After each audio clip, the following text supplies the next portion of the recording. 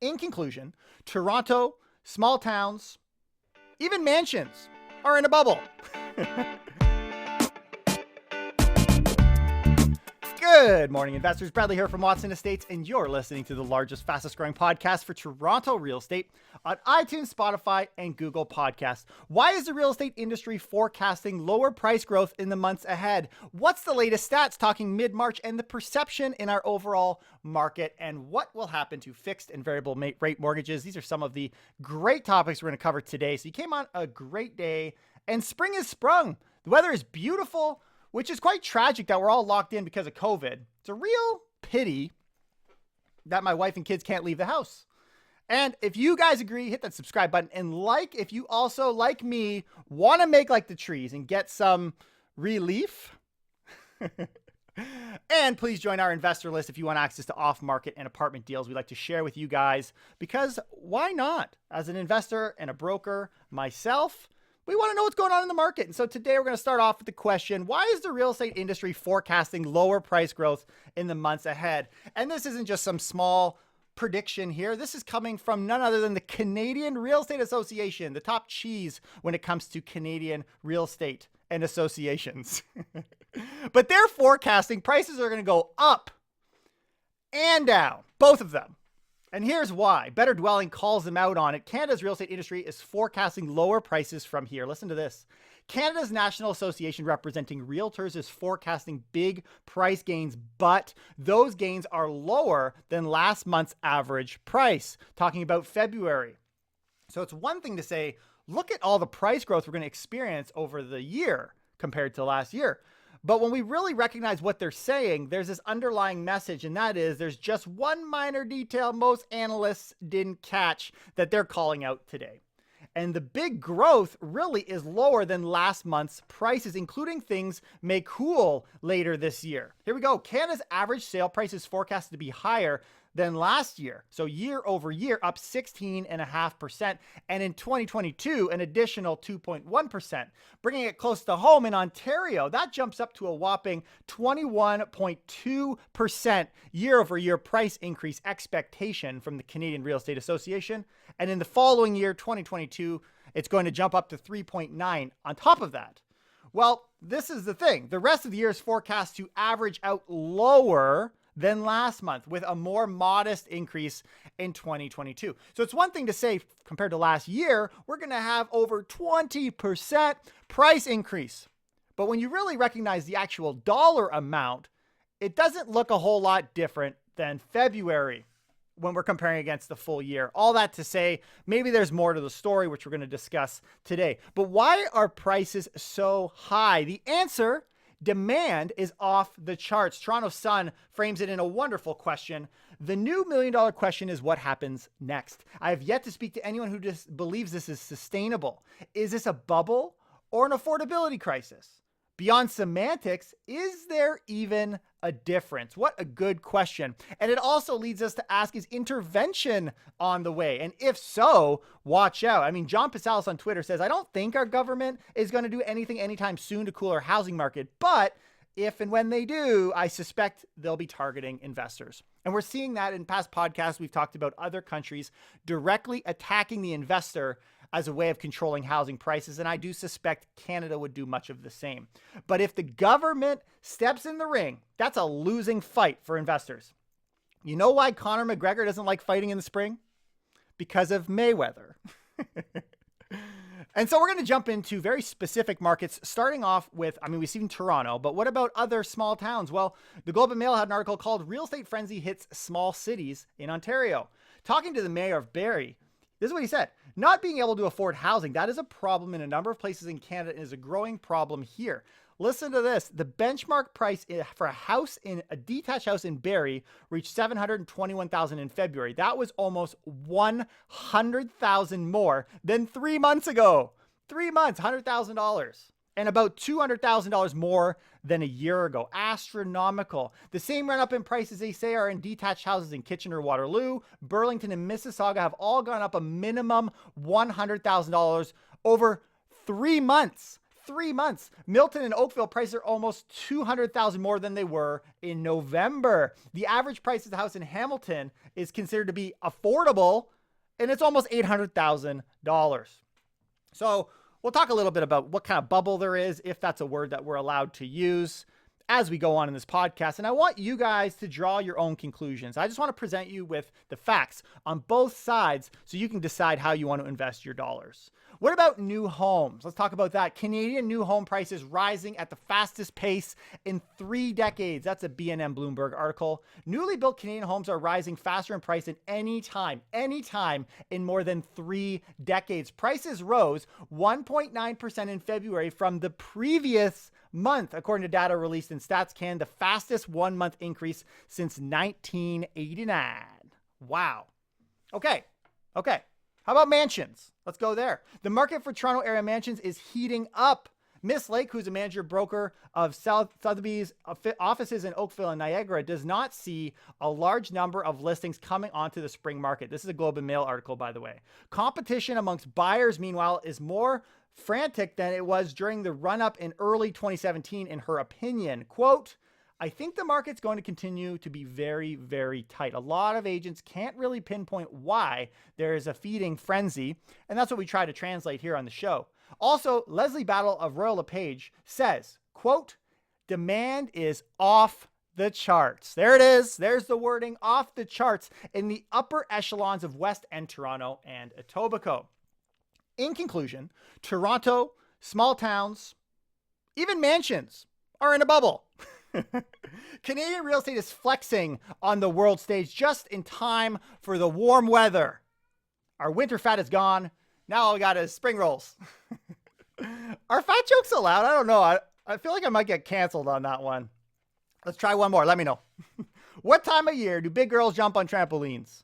Spring break. Hey, there it is. There it is. Making friends one joke at a time. Canadian expectations, though, are super high. When we poll the general public, what's going on, guys? What do you guys think comes next? Bloomberg had an article called More Canadians Than Ever Before Are Expecting Higher Prices. What I also find really interesting is during the heart of COVID, there was a very grim outlook from Canadians, but now 60% of Canadians see home prices rising over the next 6 months. 60%. What confidence. Wow. So here's our worst case scenario, which is a bubble.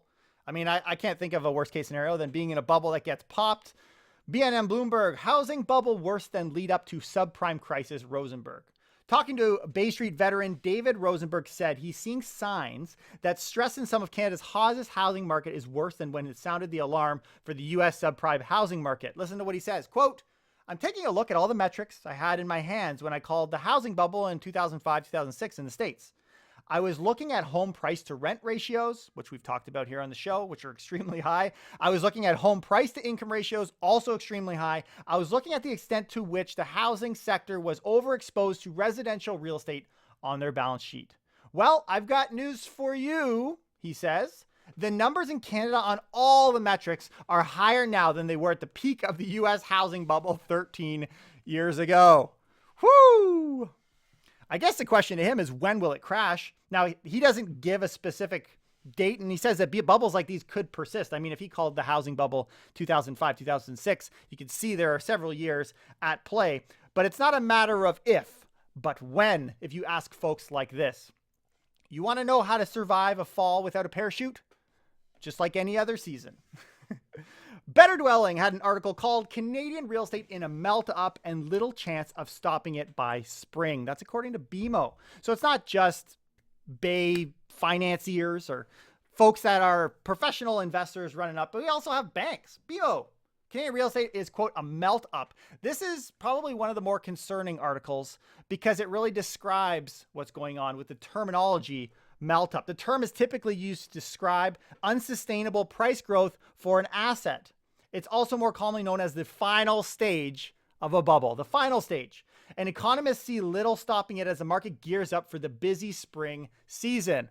which we are in the middle of right now. The bank's senior economist is calling attention to price growth. Here's how he's describing it. The 1 month change is faster than the 3 month change, which is faster than the 6 month change, which is faster than the 12-month change. And we start to see this melt up, this exponential almost growth in prices. And this is the trend. At this point, it would be too late, though, to bring it to any cooling measures. Talking about whether we're going to have intervention from the government doesn't look a whole lot like 2017 when they say we're going to try and fix this. In fact, they're taking a sit, watch, and see. And there's a lot of public feedback that's needed if you're going to apply any measures, which we're not really doing. So there was kind of be this lag if anything does in fact happen, which means that the momentum that we're experiencing in the springtime is probably just going to have to run its course at this point. But this isn't a Canadian problem. The current melt-up, they say, isn't just confined to Canadian housing. It's a global phenomenon. Jeremy Grantham, founder of GMO, told the Financial Times is reporting on the Toronto real estate market. Crazy. Global markets are seeing a melt-up that now rivals the two biggest bubbles in history, which they're referencing as 99 and 1929. So you say Canada is overvalued, but aren't we all? Globally, real estate's a gold mine right now across the world. We're going international, baby. You know why the pirate puts springs on his treasure chest? Because he wants to see the booty bounce. So let's get into the mantra of the doom and gloom. And then we're going to get some more positive news, because I think bubble talk, though it's fun, we can't just spend all day there. I think we got to get a nice, we got some optimism in here, and that's where we're headed. But listen to this. This is the mantra. This comes from google.com. I don't know where this is from, but it's called the Great Canadian Real Estate Fallacy. I'll take it down below. I thought it was a really interesting way of summarizing what's going on. The mindset that takes hold at times like this is familiar. Seeing prices soaring, buyers rush to get into the market before they miss the boat. Speaking of which, there's a boat for sale in Toronto right now. I think it's $399,000. You didn't even get the land. Chintzy. Speculators jump in after them, hoping to flip properties and make a few $100,000 overnight. All this demand pushes prices up even further, which causes more panic buying at stupid prices. The fever rages until something happens to put the fear in buyers: a downturn in the economy, a government announcement about mortgage rules, an uptick in interest rates. Prices plunge, and the opposite mindset sets in. The sky is falling, time to sell, sell, sell. It happens to various degrees for every kind of asset, from oil to gold to stocks. Somehow, we have managed to convince ourselves that Canadian homes are different. I love this because it paints one side of the coin, namely the housing bubble and the worst case scenario, but I'm not leaving it there. We're going to talk about the best case scenario and what we're actually kind of seeing play out right now, which could be a bit of a deflation of this bubble, like a little bit of just, I don't know, it's relaxing a little bit. Maybe there's a possibility of a soft landing. Fingers crossed. We're seeing a boost right now in new listings, which I personally started catching on to a few days back. Mentioned it in our last podcast and kind of been keeping a finger on the pulse. But we're starting to see right now that new listings, both in Toronto, in freehold and in condos, are actually higher than sales. In a lot of ways, to have an increase in listing kind of saves the day, because we're able, maybe the demand isn't, it's a supply and demand issue, clearly. So we're going to start with a Better Dwelling article talking about this, and then we're going to talk about what's going on as of mid-March. Canadian real estate inventory surges as more sellers look to cash in on exuberance. What an interesting title. I'll read it again. Canadian real estate inventory surges as more sellers look to cash in on exuberance. A very classy term, defined the way we've defined our market from the Bank of Canada. Canadian real estate sellers were scarce at the end of the year, but are now starting to show up. CREA data shows new listings outpaced sales in February. The market is still undersupplied for the winter's record sales activity. However, some of the steam is being let out. Maybe some of the air in the bubble is being let out as sellers likely try to cash in on some of the huge gains they've made. So they go on to have this conversation about sales to new listings ratio, which is great. But one of the main comments they had here is a change in what's going on in terms of high velocity Though you could be in a seller's market like we are, if you start to see a big influx of listings and a very drastic change in the sales to new listing ratio, it can in some ways start to act like a buyer's market. And in some markets, this is actually happening. So are people feeling a quick change is really the question in the new listings. Listen to this. The ratio remains high at the national level, but made a sharp drop. Canada's SNLR fell to 84% in February. Still high, but that's down 7.2 points from a month before. Wow. That is a very quick shock as far as new listings, but also active listings on the market. The market is still undersupplied for the level of buying activity, but that can change very soon. Imagine if we see new listings continuing to come on at this pace. Imagine. Sellers are listing at a very rapid rate, especially in places like Toronto, where many people say they would be listing in the spring. So let's see if people keep running into the market to list their place all at the same time. It could hurt. And sport accidents are like the worst. I had a track accident last spring. Now it's become a running joke. It's like, you liar. Last spring you were hiding from COVID. Yeah, probably true. Probably true. All right, so let's talk about what's going on as of mid-March. And I want to get into some of the perceptions on what people think is happening in the market because, let's face it, a lot of this is psychology. So looking at the months of inventory, according to Scott Ingram, who's tracking that on Twitter, months of inventory for both freehold and condos has stabilized. It is low. It's sitting at 0.9 for condos and 1% for freehold, or 1 month, sorry, for freehold, but it's not going down anymore. So hopefully that shows a level of stability. So that, in a sense, is good news. I think a lot of people think, as an investor, in some ways, yeah, I want to see prices go up. And you as investors, you probably want to see prices go up too. But don't take me for someone who wants to see prices at these levels. Both as a real estate agent and as an investor, these levels are concerning. I love the certainty. So if we're able to get some balance here, I think that's the best case scenario for all parties. Let's look at sales, okay? Year over year sales in the 416 freehold has had an increase in sales of 32% year over year. And condos, which were kind of left to the wayside late last year, or maybe in the fall of 2020, they are off to the races, man. Condos are in many ways outperforming freehold. Their sales now are almost 50% increase, a 47% increase. That's probably going to be one of the headlines when we look at the stats for what happened in March 2021, when those eventually come out. But this big story, of course, and this kind of removal of the air from the bubble is going to come from the idea of active listings. So what do those numbers say? Well, listen to this. Freehold saw a 56% increase in active listings since mid-January, 56% since mid-January. And a lot of people are going to say, and I've had comments on the show, I know, spring, of course, is going to have more listings. Of course. Okay, you can have that. But what we're seeing is we are seeing the number of sales being outpaced by listings. So listings are coming on quicker than sales. So we are seeing this buildup of inventory, and it's happening in a very fast way. There's almost this kind of shock that's taking place. And when we look at condos, though they were a little slower to do the same thing, recently in the last 2 weeks, they've also increased most listings in 1 week as well since October 13th, that week. So we are seeing condos on the market. We're seeing freeholds on the market, and condos haven't been doing this well as far as number of active listings and the increase week over week since October. Wow. So here we go. So when we look as well, I think one of the highlights as we're kind of focusing between freehold and condos is to recognize that condos is so on fire. They are so on fire. When we look at the sold over asking stats, this is a John Passalis post. The condo market in the GTA is going vertical. It's going vertical, straight up. We talked about this melting up. A good measure of exuberance is the percentage of property sold for over asking, which went from 28% in January in the condo space to over 60% during the first 2 weeks of March. Wow. In a couple months, that is a crazy number of bidding wars going on in the downtown, in the GTA, in the condo market. This suburban housing bubble is spilling over to condos. Here's another stat, average price growth in March. So average home prices in the GTA, this is according to John Passalis, this is a guesstimate. It's a guesstimate.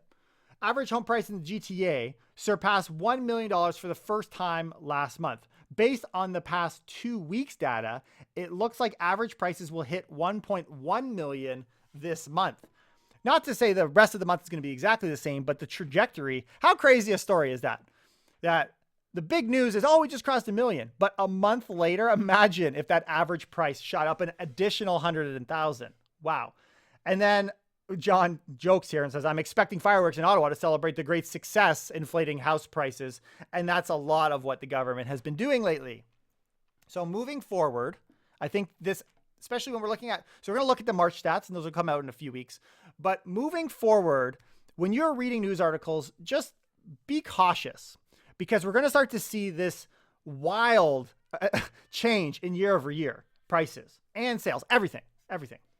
Scott Ingram says it like this: for the next few months, brace yourself for month upon month of ridiculous year-over-year comps because comparing to April and May 2020 are going to make this year's volumes in dollars look even more stupid. It's true. But we're coming up on 1 year since COVID hit our real estate market, so stats are about to shoot up. And last hunting season is still fresh in our minds. Never felt so connected to Bambi. He lost a dear friend. The Globe and Mail. So let's talk about perception. Almost no one thinks what's happening in the housing market is good for the country, reader feedback suggests. It's hard to shake the faith Canadians have in the housing market, but the surge in real estate prices during the pandemic may have done it. Asked in an informal poll whether recent developments in housing are good for the country, respondents overwhelmingly said, nuh-uh, no. Just 11.4% agreed housing is going up for reasons that make good economic sense. 10% said maybe, and a little more than 78% said definitely not. 7 in 10 poll participants see the housing market as approaching bubble conditions or already there, and almost 2 in 10 said maybe. So 9 out of 10 said maybe or we're already there. So I'm not bringing the word bubble to this conversation. You guys are, and that's why we like to talk about these things. You guys make that call yourself. That's what Canadians think. You guys make up your own mind. All right, we're going to hit this hot topics now. If you could subscribe, hit that like button if you agree out of 7 to 10 Canadians that we're in bubble territory, and to support the channel as a side benefit. Now, small update, first-time homebuyer incentive is going to be rounding the corner here this spring. Should be interesting because naturally it's going to help home prices that are below that cutoff, which they're changing the threshold for income from 120,000 to 150,000, which is going to help homes in Toronto. They're also bumping the multiplier up from 4 to 4.5, which brings the new value around 722,000. Let's see if there's still any inventory by the time that happens within that price point. But the idea here is to help the major cities like Toronto and Vancouver actually be able to apply this program where you can get a benefit. You can get a benefit in that the government wants to share some of that equity with you, which is finally some good news for first-time buyers for now, other than the fact it's going to push prices for the future first-time home buyers, but that's a whole other issue. We need good news these days, man. Hopefully COVID clears up before tick season. Imagine? Otherwise, we'll have Corona and Lyme. But listen to this. A quarter of Canadians aged 25 to 35 bought real estate during the pandemic. Those millennials, what were they doing? They were buying real estate, dude. A quarter of Canadians, 25%, said between 25 and 35, between March 15th to mid-February of this year, bought real estate. Wow. The largest segment because they kind of polled, like, what are you guys going to do? So they said 16% in the next 12 months are going to buy in this demographic. 14% said the next 2 years are going to buy. And the biggest chunk between 2 to 5 years, 39% said they were going to buy a house. And a big trend in all of this is obviously the remote. And it's nice to hear it from them because you kind of suspect that, but the stats really show it. At the national level, 63% of people said it was either very or somewhat important to be able to work from home. 63%. Toronto is at 72% of people say that is important. And less than half of young Canadians want to live in cities now, which is tough news for the downtown core. The national rate of people with a desire to live in the city was only 45%. But of course, Toronto is more awesome. So we're actually at 50%, but only half of them want to live there. And obviously the vast majority currently do. So that to me says in the next few months, you're going to see a spillover and increase in rapid prices in the GTA. But let's see. If you want to see where the bubble is, just look outside the city. Betterdwelling.com. Excuse me. 1 in 10 Canadians approve of inflating income for mortgage applications. So apparently 10% of you are straight up criminals, white collar crime, because they ran some report. There was a survey that found, run by Equifax, 16% of millennials think it's acceptable to inflate their income on an application. The general rate for the whole population was 9%. So millennials are obviously worse. Criminals. The agency also found 11% of people think mortgage fraud is a victimless crime where all parties are winners. So is taxing the rich. There's no victim. The survey found 14% of millennials indicated they lied on a credit application. The national average is 7%, which means millennials are twice as likely to lie on their credit application. These millennials, man, you kids, bunch of pests messing with our cycles. What's an annoying, lazy pest? A bed bug? That reminds me. Did you hear about the pregnant bed bug? She's having a baby in the spring. Immigration. Guess what? Immigration levels are down. Surprise, surprise. In 2020, population growth in Canada fell to its lowest rate in over a century. A century is 100 years, guys. And it's up only 0.4%. The last time that we had lower rate of growth in our country was 1916 during the First World War of 0.3%. I think we're on the map if we look at history. Also, in Toronto, there's going to be a shuffling of neighborhoods, which is really there to balance out population growth. Social planning neighborhoods are increasing from 140 to 158 in number. 16 old neighborhoods are replaced with 34 new ones, and the rest are going to stay the same. So if you want to figure out what's your new neighborhood, it might be changing in the near future. A new 158 neighborhoods will be publicly announced in early 2021. I don't know why people would leave the downtown core, though. Just stay in the city, man. How are you going to recognize spring when it hits you? This weekend, I saw 2 crackheads carrying a space heater into a pawn shop. It's like the TO Groundhog Day. All right, let's talk about mortgages. Should we get a fixed mortgage, variable mortgage, and what are they going to do? This comes from a Move Smartly article, the fight between the bond market and the Bank of Canada, which is really the balance, right? The bond market speaks to fixed mortgages, and the Bank of Canada announcement of interest rates affects variable mortgages. And we've seen a shift in the bond market recently, which has come with a direct change, as we expected, in the fixed rate mortgage environment. In fact, mortgage rates increased from 0.4 to 1.04 over the past month. And not surprisingly, bonds or fixed rate mortgages did the same. Today's consensus inflation narrative is underpinned by, here's the reasons: improving U.S. vaccination rates, approval of a massive U.S. stimulus program, better than expected economic data on both sides of the border. These factors are fueling the belief that growth is about to take off and that by association, inflation and rates have bottomed. Time to move it up. Time to move it up. And there's a few things that they're watching. But instead of responding as the consensus expected, because this last week we were kind of thinking, you know what, this is a good opportunity for them to say we're going to maybe not increase rates, but we're going to talk about increasing rates soon. Well, the Bank of Canada instead reiterated its commitment to extraordinary monetary policy support to our economy until the recovery is well underway. It did not hint at QE tapering plans or alter its expected rate hike timetable, which is still a few years out. And that would impact variable rates. So interesting. It's like the Bank of Canada is allergic to increasing rates or something, man. And you know what I think about allergy season? It's not cool. Here are some of the key themes. I'll give you some of the highlights of what they're saying and what they're watching and why they're not increasing rates for a while. The Bank of Canada is still highly uncertain about the pandemic's path. Obviously, we've got the new variants and all of these things. They're not convinced of the roaring 20s ahead. All these Canadians have been able to stash all this money, but they say only 5% of respondents in a survey when they interviewed consumers said that they plan on spending most of the savings in 2021, 2022. So people got a whole bunch of savings, and they say only 14%, another 14% spending some. So 14% are going to spend it, but most people aren't actually spending it. If you've got the money, you're going to spend it. That helps the economy. But if people are just going to hoard that money, which they're expecting from their surveys they will, then maybe we're still kind of screwed, even though you've got all this money. The Bank of Canada remains concerned about the health of our labor market. They say twice as many jobs have been lost from the Great Recession a decade ago. The Bank of Canada still expects the recovery to take a long time. In the medium term, they say we could see more firms close as the recovery progresses slowly. Businesses may face increasing financial stress, and more businesses could permanently shut their doors and let employees go.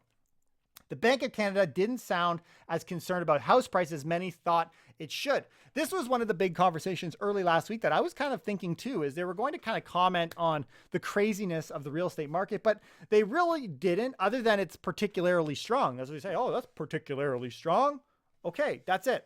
So they're taking a bit of a sit and watch attitude, which tells me, again, don't expect too much, at least from the Bank of Canada, in through the spring months. So what does this mean? Back to our question about mortgage rates. If the bond market was worried about rising inflation, right? Last week's Bank of Canada meeting, or this meeting that just took place, it'll be even more so now that the bank has wholeheartedly maintained its ultra accommodative monetary policies. So these rates probably going to continue to go up. This key disconnect between the bond market and the Bank of Canada may cause investors to push our bond yields and fixed mortgages rates higher over the short term. So in an event of with the game plan of keeping interest rates low and stimulating, it could indirectly, with all of this kind of spending and things aren't really changing course, we're still here to support you. This attitude could increase the mortgage. I think it will increase the fixed mortgage rates. Conversely, the Bank of Canada just reassured variable rate borrowers that it has no plans to move up the timing until the next rate hike, which means our variable rates still aren't likely to rise, they say, until sometime in 2023. I'd put my money on the fact that they don't think it's going to take that long, but how interesting, how interesting. So that's the dynamic. The bottom line, fixed rate mortgages will continue to move higher over the next few weeks, probably, while 5-year variable rates hold steady. This has caused the gap between fixed and variable to widen to levels not seen since 2018. Interesting. The disconnect between the bond market and the Bank of Canada may continue to push fixed mortgages higher over the near term, while the Bank of Canada's steadfast plan to hold its policy rate steady in 2023 means variable rates are still likely to be a long way off. So if you're in a variable rate mortgage, you're not going to see a whole lot of change for some time, but if you're hoping to lock into a fixed rate mortgage, better get that done sooner rather than later. Can we all agree that we want to get back to some level of normalcy? I mean, it's nice to see the weather getting nice out there, but I'm just sitting here passively waiting for my turn to get vaccinated. I don't really trust the doctors, to be honest, but I trust Wayne Gretzky, and he's endorsing it. He says, apparently, according to him, you'll miss 100% of the shots you don't take. That's a sports joke for any sports fan out there. In the meantime, while you're waiting for those vaccines, jump on our investor list, and we'll share any deals that come up with you guys as well. I hope you guys have some fun. Support the channel in any way you can. Download the last 5 episodes and leave me a comment down below. I'd love to hear from you guys. In the meantime, enjoy the lovely weather, folks. Spring is finally here. I am so excited. I have wet my pants. Plants. Have a great day. Take care and keep it real.